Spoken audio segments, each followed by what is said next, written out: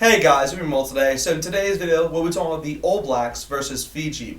Of course, this is a very interesting game to watch, as it's the second game that the All Blacks are playing against a Pacific Island nation. It's going to be very exciting to see how Fiji get along, of course. This is the first time that Fiji are playing in a while, so it'll be interesting to see how they get along. Of course, they won't have all their best players available, but at the same time, it should be a good game to watch. Of course, the game's being played within Dunedin, so the All Blacks again will have home advantage, but that's not going to be too much of a difference in my opinion. Again, they did wipe out Tonga last week by over 100 points. That was pretty convincing to say the least. And obviously, they have changed their team obviously from last week, but at the same time, it's one of those which I do think Fiji will be more of a contest, so we'll have to wait and see what happens.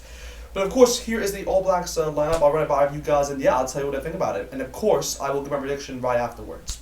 So with the All Blacks, for their front row, they have gone with the likes of George Bauer, Cody Taylor, as well as Nebula Lala as their front row. So, to be honest, I'm pretty happy with that. I think they definitely. I'm pretty happy with that as being the front row, particularly the props. With Bauer and Nebula Lala. I think both of them were very impressive for both their sides with the Crusaders and Blues within both the New Zealand competition. So I can definitely see why they've been selected for sure. I mean, even Cody Taylor as well. I mean, he was brilliant within Super Rugby Aotearoa, so I can definitely see why he's been selected. And it's one of those which I do believe all three of them are getting their first start within this kind of series to say the least. Because obviously last week there's a whole different front row with it being Carlton Afe, Dan Coles, and Angus Tava. So it's just good to see obviously new faces within that front row for sure. Of course, with the locks, they have gone with the likes of Patrick Tuipulotu as well as Brodie Retallick. So again, this is another two changes within the locks as well. Obviously, last week there was the likes of Scott Barrett and Sam Whitelock, but they've actually switched it around and gone with Tuipulotu and Retallick. So as a Blues fan, I'm very happy to see Retallick in there. He had a great season obviously for the Blues within the Aotearoa competition, and then obviously he came back into the final games for the Super Rugby Trans-Tasman. But he's a great player to have, and obviously has a ton of experience under his belt. And then we get the introduction. Well, not the introduction, but we get to see Retallick kind of reunite with the All Blacks again. So it'll be good to see how he gets along. Obviously, he has been playing in Japan for I think a year now. So obviously he has to kind of transition back within New Zealand rugby, and there's no really better way to do it really for the All Blacks. So really excited to see how he does within this game. Of course, the loose forwards, they have gone with the likes of Shannon Brazil at 6. They have gone with Ethan Blattletter at 7. And of course, they've gone with Hoskins and Tutu at 8. So they've made some interesting decisions there for sure. Obviously, with Shannon Brazil being fit enough obviously to play that 6th position. So very happy to see that as a fan of Shannon Brazil. But with Ethan Blattletter, that's probably the interesting one, because normally he does play at 6.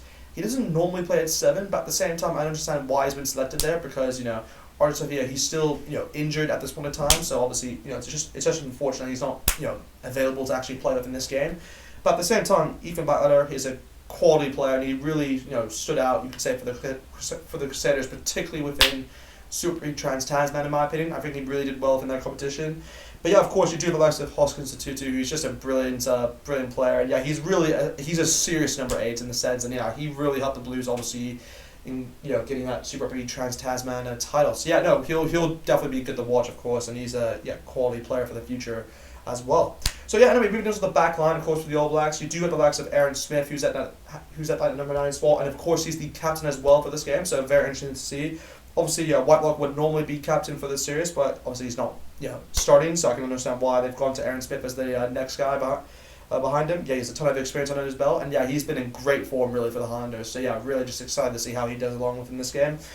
So the interesting one really is that they're going with Beauden Barrett at 10. So that's another one which obviously it's a 50-50 really between him and Mo'unga. So I'm kind of happy they've gone with Barrett. I think he really needs to get kind of introduced back from the All Black setup, and particularly from that 10 position. I do think he should still challenge Mo'unga for that 10 position, because I think it's one of those which they have to kind of battle it out to see who actually gets that. But at the end of the day, very excited to see Beauden play for the All Blacks at number 10 again.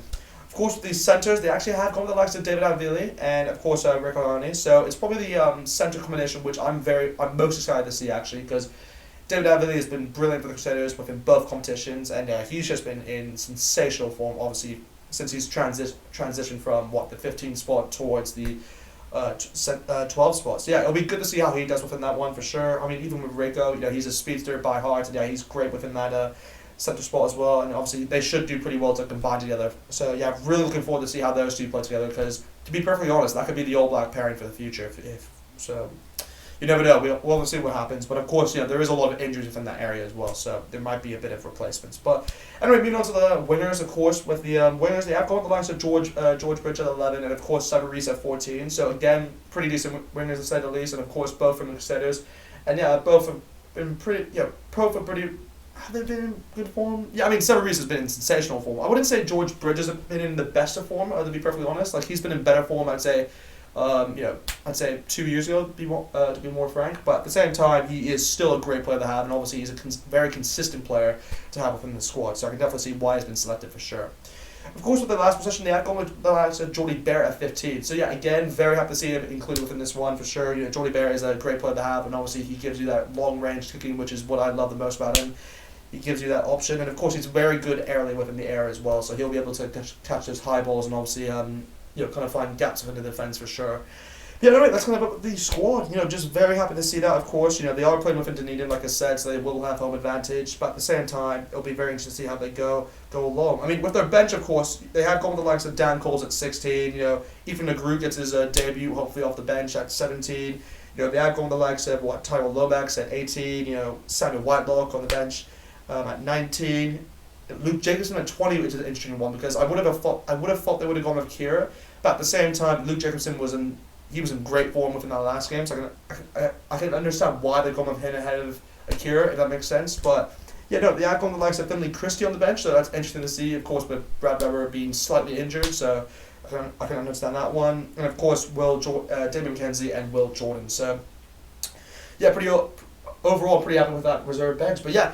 Anyway, just that's kind of it with the video. But if I just actually say who actually wins this game, I think I have to go with the All Blacks. I think I just have to. But I don't think it'll be as convincing as the previous game, to be perfectly honest. I do think they'll do well, but I don't think it'll be as convincing. So I'm going to say the All Blacks will win this game by at least, I'll say, 45 points to 14. Yeah, I'm going to say 45 points to 14 is my final prediction for this game.